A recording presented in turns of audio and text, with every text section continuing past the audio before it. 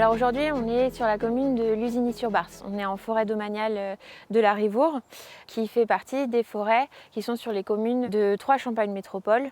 À savoir qu'il y a 9 communes de Troyes-Champagne Métropole qui sont intégrées au territoire du parc naturel régional de la forêt d'Orient. Sur le territoire du parc, qui fait 80 000 hectares au total, il y a 22 300 hectares environ de forêt, c'est-à-dire quand même une grande quantité.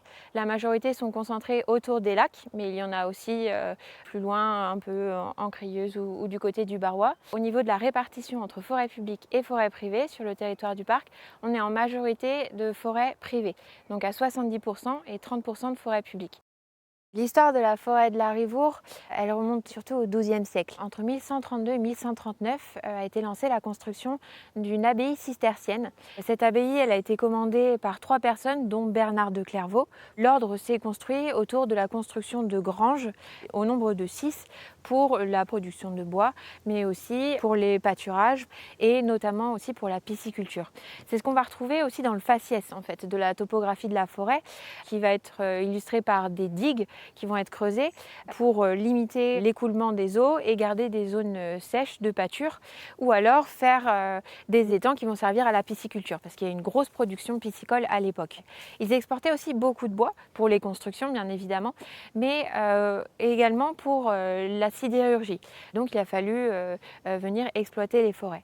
Donc ces belles forêts de chênes ont été transformées au fur et à mesure, largement ouvertes. C'est aussi la cause du fait que la forêt des Bas-Bois est séparée de la forêt d'Orient, du massif de la forêt d'Orient, parce que ces granges ont conduit à des défrichements massifs et donc une séparation, je dirais, physique de la forêt. Et puis après, si on avance, si on fait un grand pas dans le temps, au XXe siècle, à la création des lacs. Et ces lacs, en fait, ont été construits et mis en eau pour de bonnes raisons. On l'a fait parce qu'il y avait des chaînes d'étangs. Ces chaînes d'étangs que l'on utilisait à l'époque des moines dont je vous ai parlé, ont été utilisées et localisées pour installer ensuite les lacs. Ces lacs qui ont aussi fortement et largement inondé de très très belles forêts et de très belles chênaies, que ce soit des forêts publiques comme privées. Ici, on se trouve sur le site Natura 2000, forêt et clairière de Bas-Bois. Un site Natura 2000, c'est un site de préservation de la faune et de la flore à l'échelle de l'Union européenne. Ça conditionne certaines activités, surtout ça oriente sur ce que l'on peut faire en faveur de la nature. Et il y a aussi des exigences en termes d'aménagement. Si des acteurs souhaitent faire des aménagements, des travaux, que ce soit dans le monde forestier ou autre, ils sont obligés de passer par des évaluations d'incidence environnementale.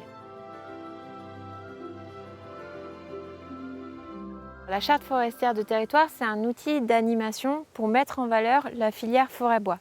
C'est là où intervient le parc en fait, en matière forestière auprès de ses partenaires. La charte forestière de territoire, elle va proposer des actions pour soutenir les acteurs de la filière forêt-bois. Il y en a 18 dans l'actuel. Quand on dit filière forêt-bois, ça part de la gestion jusqu'à la transformation.